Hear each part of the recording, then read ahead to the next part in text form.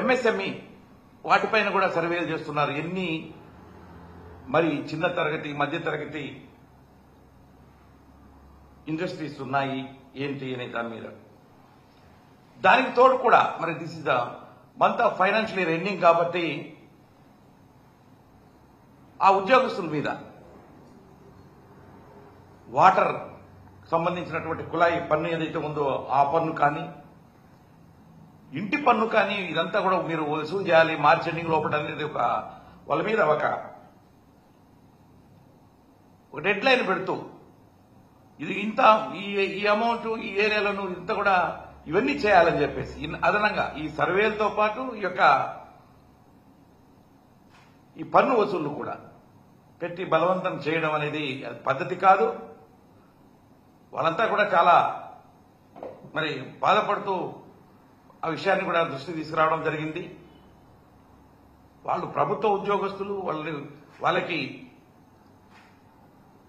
ఉండవలసినటువంటి ఏవైతే public holidays ఉన్నాయో అవన్నీ కూడా ఇవ్వాలి.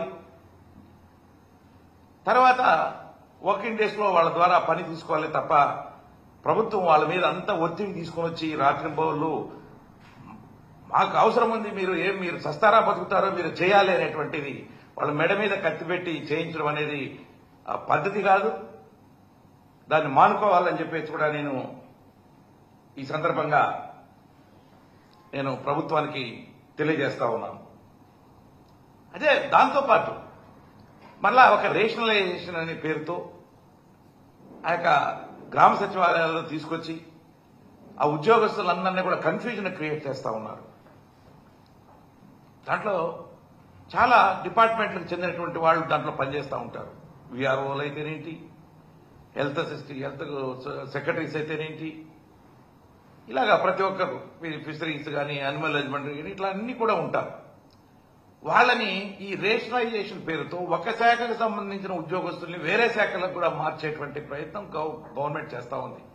దానికి చాలా మంది వ్యతిరేకిస్తా ఉన్నారు. ఏ శాఖకు చెందిన వాళ్ళం ఆ శాఖకు విఆర్ఓస్ ఉన్నారు, మేము రెవెన్యూ శాఖకు చెందిన వాళ్ళం రెవెన్యూ డిపార్ట్మెంట్ లో మేము పనిచేస్తామంటే లేదు మీరంతా కూడా రేషనలైజేషన్ లో మీరంతా కూడా యాక్సెస్ ఉన్నారు, మీరు వేరే శాఖకు పోవాలి అని చెప్పేసి కూడా వాళ్ళ మీద బలవంతం చేయడాన్ని కూడా నేను తీవ్రంగా ఖండిస్తూ ఉన్నాను.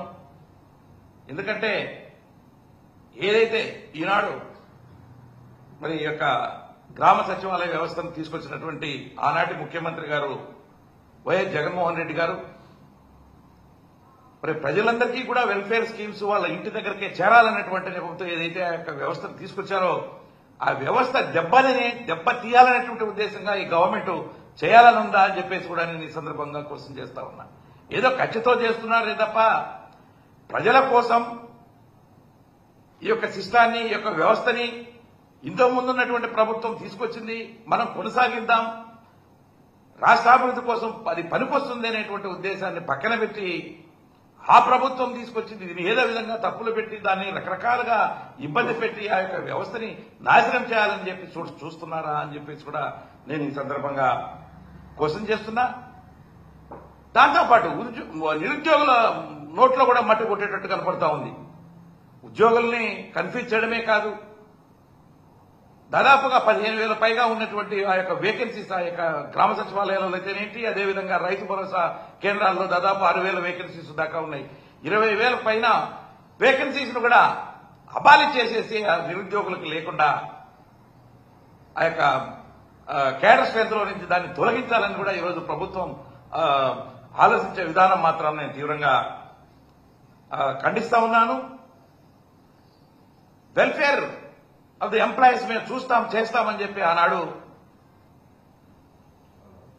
మరి ఎన్నికల ముందు చెప్పడం జరిగింది. ఎన్నికలు అయిపోయిన తర్వాత మీరు మాట మారుస్తున్నారా అని చెప్పేసి కూడా నేను ఈ సందర్భంగా క్వశ్చన్ చేస్తున్నా. ఆ రోజు చెప్పారు ఎలాంటి ఇబ్బంది లేకుండా ఉద్యోగస్తుల్ని మేము ఫ్రెండ్లీగా చూసుకుంటామని చెప్పారు. ఇదేనా మీరు ఫ్రెండ్లీగా చూసుకునేదని చెప్పేసి కూడా నేను ఈ సందర్భంగా అడుగుతున్నా. దాంతోపాటు ఉద్యోగస్తులకైతేనేంటి, పెన్షనర్స్కి అయితేనేంటి, మరి నిరుద్యోగులకైతేనేంటి కూడా కూటమి ప్రభుత్వం ఆ రోజు ఇచ్చినటువంటి హామీలన్నీ కూడా మర్చిపోయినట్టు ఉంది అని చెప్పేసి కూడా నేను ఈ సందర్భంగా తెలియజేస్తా ఉన్నా.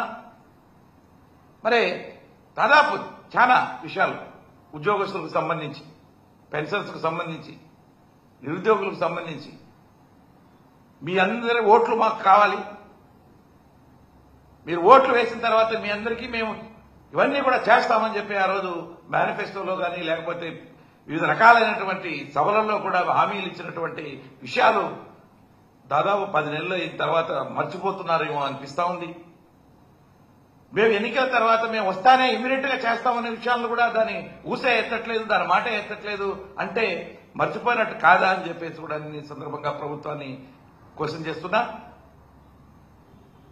మరి ఈ రోజున ప్రభుత్వ ఉద్యోగస్తులు అంటే ప్రభుత్వంలో ఒక భాగమే వాళ్ళు మరి హ్యాపీగా ఉంటేనే, సంతోషంగా ఉంటేనే ఏదైనా కూడా యొక్క స్కీమును కానీ యొక్క జీవోను కానీ ఇంప్లిమెంట్ చేయడంలో మన ప్రభుత్వానికి మంచి జరుగుతుంది. కానీ వాళ్ళకి ఇబ్బందులు కలిగినప్పుడు రాష్ట్ర ప్రజలకు ఇంకేం మేలు చేస్తారు అని చెప్పేసి కూడా నేను ఈ సందర్భంగా అడుగుతున్నా. మరి ఆనాడు చెప్పారు ఉద్యోగస్తులకి, మేము మీకు మంచి పీఆర్సీ ఇస్తాం మేము రాగానే అని చెప్పేసి. ఎక్కడిచ్చారు పీఆర్సీ? 12th PRC. ఇంతకుముందు అపాయింట్ చేసినటువంటి పే రివిజన్ కమిషనర్ని కూడా తొలగించేశారు. తిరిగి ఆ పే రివిజన్ కమిషనర్ని కూడా ఇంతవరకు అపాయింట్ చేయలేదు.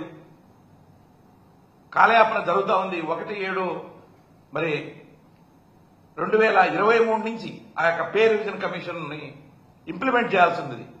ఇంకా కమిషనర్ గారినే అపాయింట్ చేయట్లేదు అని అంటే మరి ఆ యొక్క రిపోర్ట్ ఎప్పుడు తెప్పించుకుంటారు, అపాయింట్ ఎప్పుడు చేస్తారు, రిపోర్ట్ ఎప్పుడు తెచ్చుకుంటారు, ఎప్పుడు ఇంప్లిమెంట్ చేస్తారు అని చెప్పేసి కూడా నేను ప్రభుత్వాన్ని అడుగుతున్నా. ఈ రోజున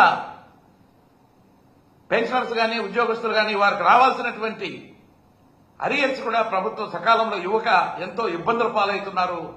దాంతోపాటు డిఏలు రావట్లేదు. అదేవిధంగా పీఆర్సీని కూడా మరి ఇవ్వకుండా, ఐఆర్ కూడా ఇవ్వకుండా ఉంటే ఉద్యోగస్తులంతా కూడా ఆర్థికంగా ఇబ్బందులు పాలవుతున్నారు అని చెప్పేసి కూడా నేను ఈ సందర్భంగా ప్రభుత్వానికి తెలియజేస్తా ఉన్నా. మరి మీరే చెప్పారు మేము వచ్చిన వెంటనే ఐఆర్ ఇస్తామన్నారు. ఆ మధ్యంతర వృత్తి మరి ఇంతవరకు ఇవ్వలేదు.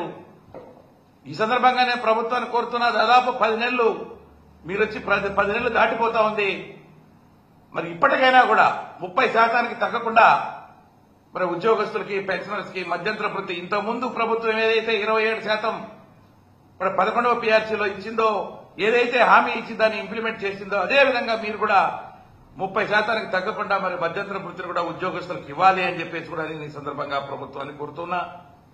అదేవిధంగా వెంటనే ఒక పే రివిజన్ కమిషనర్ కూడా నియమించి ఇమీడియట్ గా రిపోర్ట్ తెప్పించుకుని దాన్ని ఇంప్లిమెంట్ చేయాలి అని చెప్పేసి కూడా పెన్షనర్లు, ఉద్యోగస్తుల తరఫున నేను కోరుతూ ఉన్నాను. అయితే